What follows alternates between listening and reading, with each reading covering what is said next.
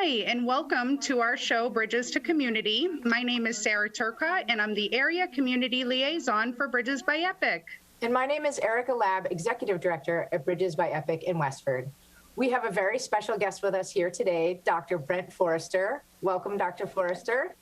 Dr. Brent Forrester is the Chief of the Division of Geriatric Psychiatry at McLean Hospital, Medical Director for Behavioral Health Integration in Primary Care at Mass General Brigham, and an Associate Professor of Psychiatry at Harvard Medical School.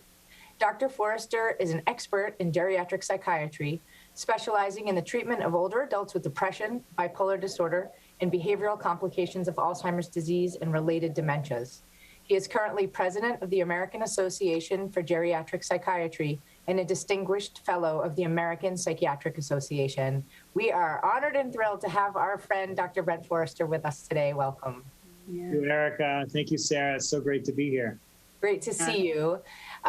So we wanted to first just start with kind of the thing that's on everybody's mind, which of course is the pandemic. And we'd love to hear from you how the pandemic has really touched the lives of your clients and the families of the clients this year. So thanks again for inviting me to do this. You know, it actually today marks just about the 1 year mark since the state of Massachusetts declared a state of emergency for the pandemic. And it's hard to even imagine looking back what we've all been through. And I think the older adult population in particular has been dramatically affected. So I kind of want to talk about this in terms of both what's been hard and challenging, but also some of the silver linings. So I think the stuff that's been difficult, which I think everyone is aware of, is that this particular pandemic and this virus impacted older adults specifically in terms of their risk for poor outcomes and death. And in particular, what we've learned is that the older adult population with dementia has been especially challenged by this virus. If you look at the statistics in the United States, over 42,000 people with dementia died this year, above and beyond what would normally be expected from this lethal illness. Wow. Because of the pandemic. That's nearly 1,000 extra people per week with Alzheimer's disease succumbing to this illness. And it wasn't just because they were in long-term care facilities, and it wasn't just because of their age. There was something about the illness itself. So that's been one really, frankly, challenging and traumatic aspect of this pandemic. It's affected older adults in terms of their inability to be with loved ones, which is true for all demographics, but in particular, older adults who are either widowed or live alone, which is often quite common, or even live as an older couple. They've had less access to their families. There's been more social isolation and more stress related to that than they would normally experience. The other thing has been the flip side to that, which is that we've seen, if you look at the CDC report that came out in August with some updated numbers just from February, if you look at the demographics in the United States in terms of rates of anxiety, depression, stress-related disorders, and suicidal ideation, to break it down, ages 18 to 25, by far and away were the worst affected group. The numbers of anxiety and depression, percent of people with anxiety, depression, and stress-related disorders, was nearly 60%, more than 1 in 2 in that 18 to 25-year-old demographic, with more than 1 in 4 contemplating suicide. Oh my gosh. Unbelievable. Shocking. If you look at people 65 and above, those numbers are dramatically less. It's in the 5% range or 10% range for depression and anxiety, and the less than 3 or 4% range for thinking about suicide. So one may say, well, why is that? So it seems sort of counterintuitive, especially when the death is higher and the isolation is more profound. And I think it's probably related to many factors, but one of the factors that we've been very interested in is this concept of resilience and the personality trait of wisdom that older adults have. And older adults in this cohort, 65 and above, have been through a lot in their lives. They've had other traumas in their life. They've experienced loss before. They've had disappointments before. They've been through challenging times. They've learned to cope with them, and they've gotten through them. And so their perspective about what's going on now is that it's going on now, and this too shall pass, whereas the younger adult cohort everything is supposed to be great and they're invincible and their future is ahead of them and their life is really all about their social networks, and now all that's thrown into chaos. So if you think about it that way, it's not terribly surprising. And some people are better than others, even in the older age cohort, in terms of their personality, style, and characteristics that allow them to cope with some of these stressors. One of the most challenging and trying parts of the pandemic, though, for older adults has been inability to be with loved ones during the time of death. It's been, you've seen this, Erica, too, where you work, but especially in long-term care settings and in hospitals where until just like this week, there was pretty much a ban on any visitors for a year. Right. And so there were a lot of people dying alone. And that, I think, will be the singular tragedy that a lot of folks will have a hard time getting over. I think there's a lot of guilt that people feel that they weren't with their loved ones at the time of death. And the burden this is placed on the staff, the medical care staff, the frontline staff, the nurses' aides, the nursing assistants, the nurses, the social workers, the doctors, everyone involved in direct care has been that I wish I could have done more.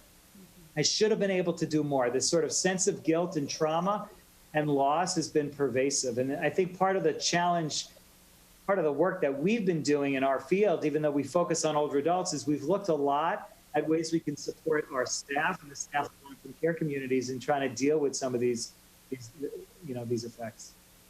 Wow. I can't agree with you anymore, Dr. Forrester. I mean, this last year for all of us healthcare professionals, we're doing things that we never imagined that we would be doing. We've been doing things so differently, and it has been trying. So I completely appreciate some of the facts that you bring up. And just talking about some of the programs that you have available at McLean, you have some really great programs that people can have access to. And I'd love to share a little more information, if you're able to, about your SAGE program, which stands for Successful Aging Through Group Engagement. And just kind of curious if you can talk a little bit more about that program and who would benefit from a program like this.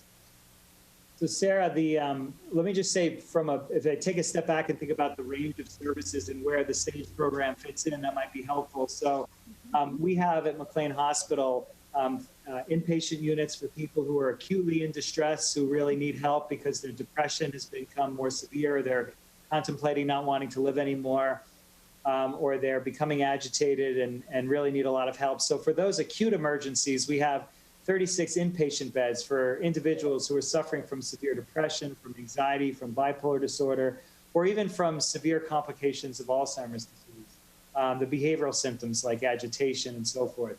Mm-hmm. But we also have an outpatient program where we follow people in both individual and group settings longitudinally. We do thorough assessments when they come in. We figure out what treatments they need, and we support them through the course of their illness and often ongoing. So the SAGE program is our group therapy program, and it's really meant to address the needs of individuals who are in two different groups. One is the group where there's more of an acute need for like more rapid stabilization, addressing the acute problems that are going on and trying to improve things and avoiding hospitalizations if possible. But there's also the group interventions that we provide for people longitudinally. They develop relationships with other group members, with a group therapy leader. And it can be really, the real goal of these groups is for both teaching individuals skills that they need to be as independent as possible, to help them have control over some of the stress, anxiety, and mood disturbance symptoms that they have, but also for them to really receive evidence-based care in a therapy setting. And what's been interesting, and I didn't talk about this for your question, is one of the biggest impacts of the pandemic is the way we deliver healthcare. So if you're living in care facility, you don't move, you're still there. But the providers who care for outpatients, especially in psychiatry, for exactly 12 months has been virtual. We've not yet welcomed patients back into our building at McLean Hospital for outpatient care in exactly a year. And so we're providing it all either via Zoom, telehealth type of means, either video or telephone. And what's been remarkable is how successful it's been. It's not ideal, but in some ways, on bad weather days or dealing with commuting and parking, it's been very doable, actually, for a lot of folks. And in some ways, our groups, in particular, Sarah, with the SAGE program, have been better attended than ever before. Yeah, we've seen that as well. Sarah runs a couple of great groups, particularly for caregivers or people with early onset dementia. And all of those groups, we've just seen this.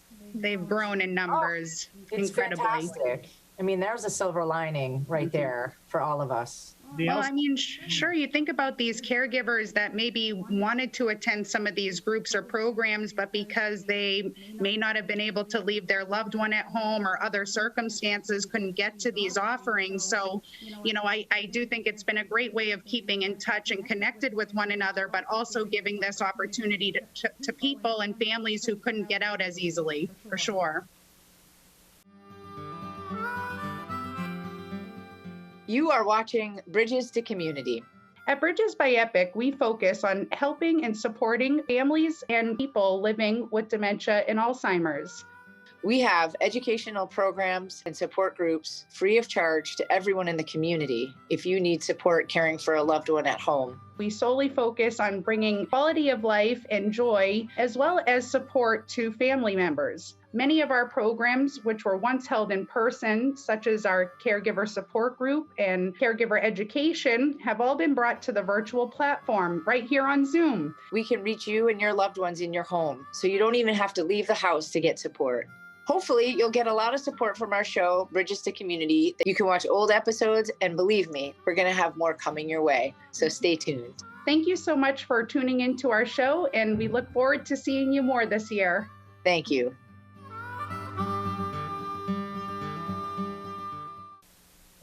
Sure. The other thing I would mention is there's another kind of group that we started over the past year. One of the things which I'm happy to talk more about is we run a pretty large research program, and some of the research we're doing are for people with Alzheimer's disease or early stages of dementia called mild cognitive impairment. Some of the studies involve investigational compounds not yet available on the market to help stop the disease in its tracks, essentially, removing the underlying disease burden in the brain, these amyloid plaques and tau tangles. And individuals come into the clinic here monthly for these intravenous infusions. We spend a lot of time with them. We support their caregivers. And when the pandemic struck, we had to shut that down for about 4 months. And they were used to the support and social interaction they got from even coming into these visits, above and beyond whatever the treatment was providing. Sure. And I felt really strongly about providing some type of group experience to keep them engaged and supportive during this time. So one of our phenomenal social workers, Marie, started a group one for the caregivers and one for the people with dementia. And they were very early stage, high functioning people for the most part.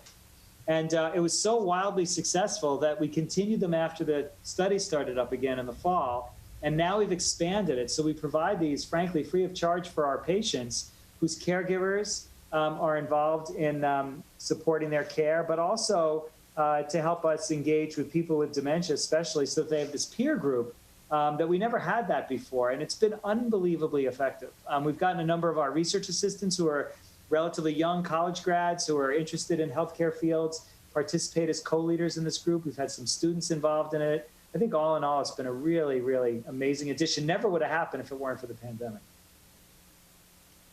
That is amazing. That is awesome. Thank you so much for sharing that. And I've had the pleasure of talking with Marie, and I find that those programs are just amazing. And, we need more of them. So to continue those offerings, hats off to you guys, because it's definitely much needed.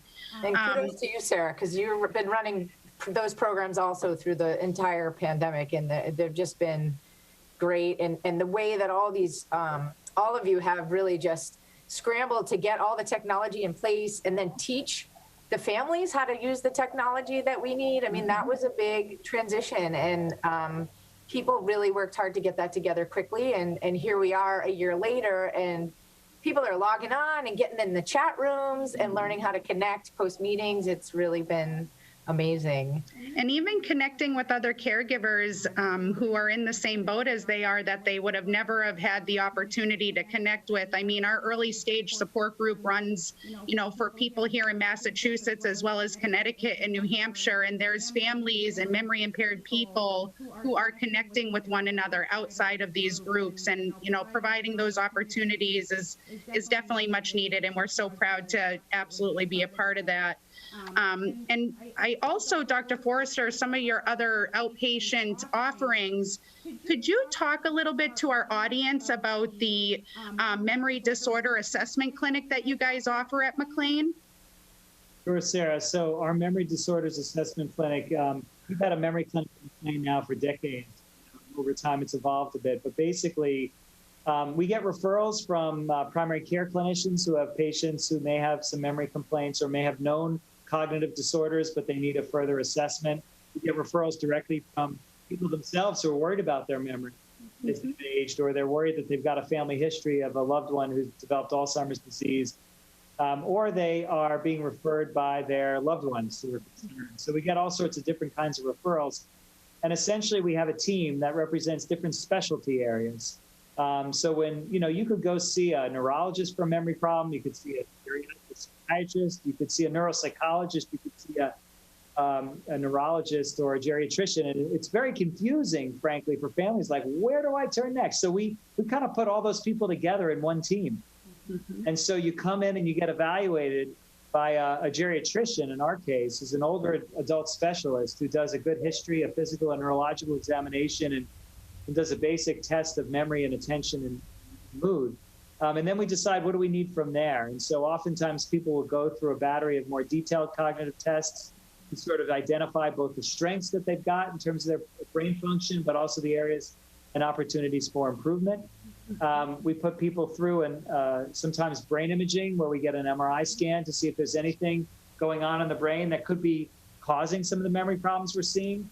We assess if anyone's been on medicines. Are there new medicines that they've been started on that could be causing the memory problems? Or maybe they're drinking too much alcohol, or maybe they've been prescribed a medication by their regular doctor for sleep, anxiety, or some other medical condition that actually causes significant memory loss. So there's so many possible causes of memory loss that we try to sort out. Another big cause is, other medical problems that masquerade as a memory problem. Thyroid dysfunction, for example, or vitamin B12 and vitamin D deficiencies. People take over-the-counter pills like Tylenol PM all the time, which causes cognitive side effects. So there are all sorts of things that we investigate. And then finally, we do a very thorough assessment of the family situation. What's the environment like where the person lives? How can we maximize their quality of life and their functioning? And how's the caregiver doing? Because we know that this illness is common.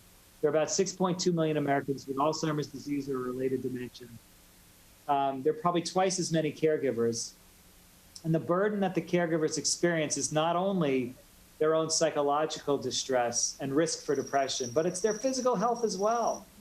And sadly, we've just lost a caregiver of a patient we followed for many years who had a heart attack, completely healthy, and dropped dead, in part related to the stress of caregiving. I have no doubt in the world that was part of the problem. And I've said over and over again to caregivers of our patients over the years that if you can't find a way to take care of yourself and get the help that we're trying to help you with so that you have your time for yourself, you may be outlived by your loved one with dementia, and then what?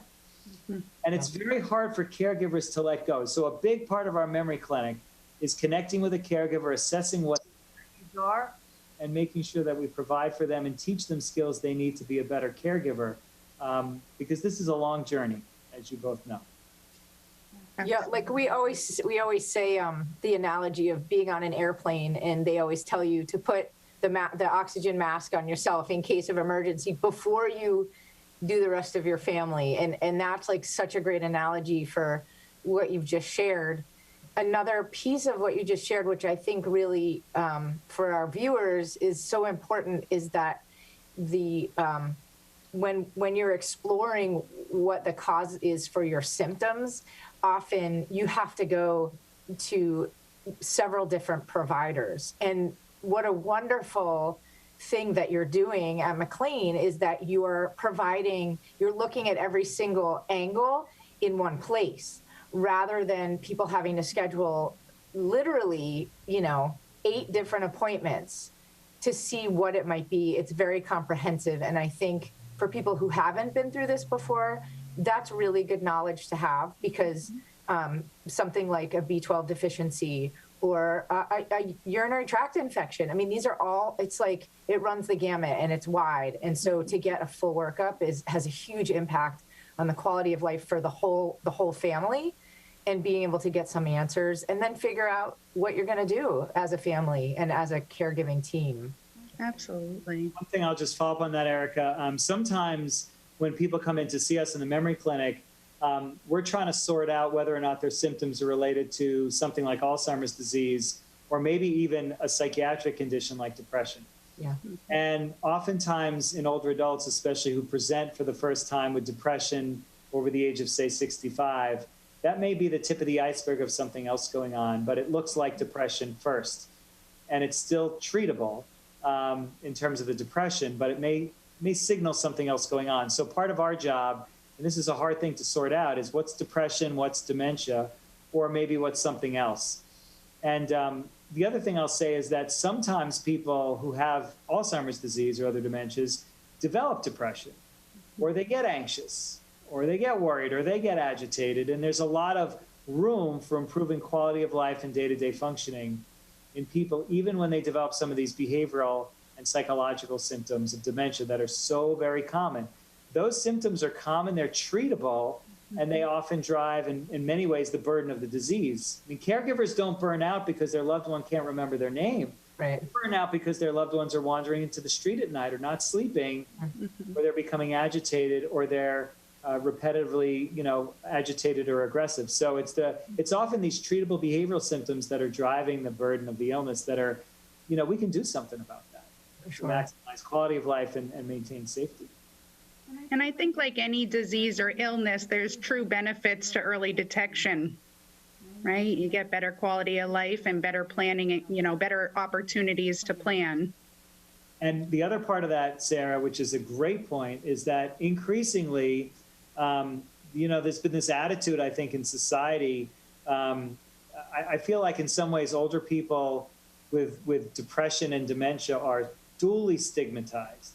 They're dealing with the stigma of ageism, where a lot of people project their own feelings about getting old, whether it's the loss, the infirmity. I mean, I just gave great stats from the CDC that the older folks are doing better mental health-wise. But if you ask most primary care clinicians and many community people, your loved ones, if you lost a loved one and you were getting older and you fell, broke your hip, wind up in a nursing home, well, I'd be depressed too. Well, maybe not. I wouldn't call depression normal aging. And sometimes we often think, well, if I were in that situation, that's the way I would feel. And that leads to kind of a closed-minded thinking about what we can do to help people. So that's one stigma. And then the second stigma is the stigma of mental illness, whether it's depression or whether it's a cognitive disorder like Alzheimer's disease. It's highly stigmatized. And I think in some ways that's why we don't do early detection. Why are we not screening everybody now in primary care all the time, early on, for a cognitive problem? All right, we don't have a cure. Of course we don't have a cure, but there's so much we can do for people. And if we don't intervene early, we wind up dealing with crisis after crisis. There's so much prevention opportunity that's being missed. And in the future, and that future may be within our sights within the next 3 to 5 years, we're going to have medications on the market, I'm almost convinced, that will likely slow down the course of illness and improve quality of life, but only if we get people early enough. We know these treatments, which are antibodies that attack the underlying brain disease, these amyloid proteins in the brain, we know those are only effective if we get people prior to the onset of no longer being able to drive or no longer being able to pay their bills. Once you're at that stage, these particular medicines may not be as helpful, but earlier intervention might be quite instrumental. So we may be seeing some medications that are going to be reviewed by the FDA in the very near future that could come to market and make a big difference in terms of the importance of early intervention. Wow, It's that's so awesome. exciting. That's good news. And that's actually a great segue for our next question would be, if someone feels like they're fairly healthy mental health wise, but, wants to maintain wellness, can you offer some suggestions that are helpful right now for people, some tips to maintain wellness, mental health wellness, and maybe when to seek assistance, from a professional? Great question. So there's been a growing literature, so I'm not just making this up, on the benefits of some key lifestyle adaptations that we can all do to improve healthy brain aging. and this concept we call often successful aging, trying to maximize independence, success, and happiness with aging. So there are three main buckets that this falls into. One is we want to make sure that we are doing what's right in terms of our diet. So there's a lot of nutritional studies out there that have shown that certain dietary approaches that are very doable actually promote healthy brain aging. And those would, one common one is called the Mediterranean diet. But any diet that promotes foods that are rich in antioxidants, that reduce oxidative stress and promote the health of brain cells and, frankly, the organelles in cells called mitochondria that produce energy. Healthy brain aging, really, I think critical component is the Mediterranean diet. Antioxidant, green leafy vegetables, red wine's in there, by the way, but we want to minimize the use of that as much as possible. So a teeny bit, perhaps, but I'm always cautious about ever encouraging someone to drink wine. But there is something in, like resveratrol, there are components of red wine that may be protective, but certainly diet is one. The second is exercise. And I think the data is the best in terms of brain health and exercise. And this has been demonstrated in both animal studies and in human studies. There seems to be a reduction in the buildup of amyloid plaque in the brain and tau proteins in the brain that are associated with dementia. People who exercise, generally speaking, it needs to be aerobic exercise. You don't have to train for a marathon. You can do 15 to 30 minutes of aerobic exercise 3 times a week and get your heart rate up. That can be wonderful.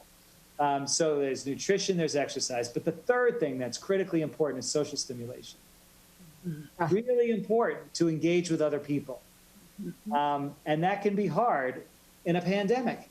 But there are ways to get around it, as we talked about, using technology and other kinds of ways. And now as people are getting vaccinated, hopefully this will become less of an issue. But social engagement and social engagement is really important to reduce social isolation, actually helps your brain. And I guess if I had to say the fourth thing would be, and there's literature on this, but this needs to be better developed, which is brain games. Challenging your brain with stimulating cognitive exercises. Now, not everybody's good at crossword puzzles. So this is not a one-size-fit-all type of thing. Some people are bad with language or memory, and you give them a crossword puzzle and it's like a nightmare. And so that's not good enough.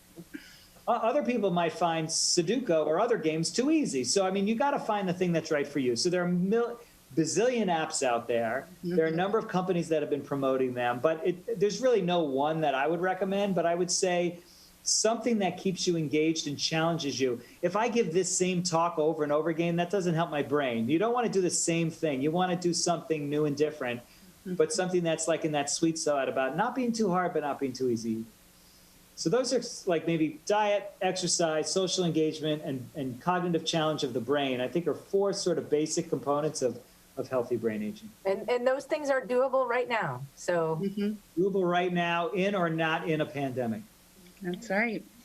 Well, those are really great tips, Dr. Forrester. And really, just in conclusion, and to wrap things up with you, would you be able to share a little bit about how you ended up doing the work that you do and, your why, so to say, if you don't mind? The work that we're so very grateful for.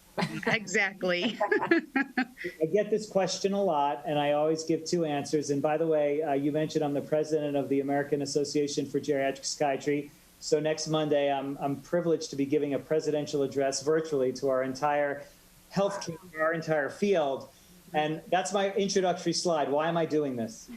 And so I've given it a lot of thought over the years, you might imagine. So there are 2 reasons. One is more of a personal reason. I've always really appreciated older adults in my family, in particular my 2 grandmothers. They both were widowed in their late 60s. Both my grandfathers who died were physicians.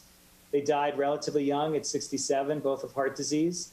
They went on to live another 23 to 24 years beyond their husbands and worked into their mid to late 80s and lived independently. And I loved hearing their stories about life in the dark ages. I used to think that life before color TV, everything was black and white. So they would tell me about everything that was going on in the black and the white days. I love history, and I love the stories that they told from their own experiences. So that was one thing. The second was I saw in medical school, I I really loved internal medicine, and I loved neurology. I loved the way the brain and the body connected. And then, of course, I was interested in people's like emotional states and psychiatry. So as I went through my residency in psychiatry, the one area in psychiatry that pulls neurology, medicine, and psychiatry together is geriatric psychiatry. And intellectually, it made sense to me. But then when I went into the field, what I didn't realize at the time is that it also puts you in a role where you're essentially functioning like a primary care clinician for these individuals and their families, almost like an old-fashioned family doctor. They come to you with everything. You help them with diagnosing challenging conditions like Alzheimer's disease. You help them think about end-of-life care. You try to maximize their quality of life. They've got medical issues that you know are affecting their mental well-being. And if you don't treat their UTI, like you mentioned, Erica, or if you don't figure out they have COVID, you can't possibly help their psychiatric condition.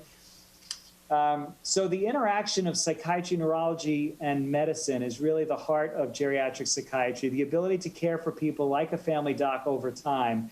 And then finally, and probably to me most importantly, is that you're also treating the whole person and their family.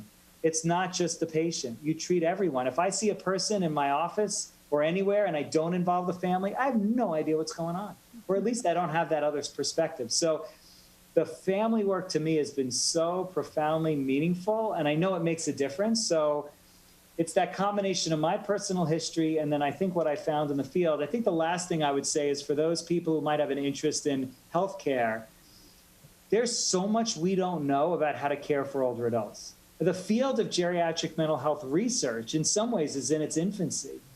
We have a lot of data on certain things that do work, but there's so much we don't know. So much of what we do to help older people with medications or psychotherapies were never studied in 70, 80, 90-year-olds. They were studied in healthy 30 and 40-year-olds, especially the medications. And then we're extrapolating information from the young people to apply it to old people, thinking it's going to work the same, and it doesn't. Yeah. So we'll never have enough geriatricians. We'll never have enough geriatric psychiatrists to deal with the impending epidemic of Alzheimer's disease and also the increasing age of our baby boomers. So we're going to have to also educate our colleagues in the rest of medicine and the rest of healthcare on these issues that you both understand, but that are specific about aging.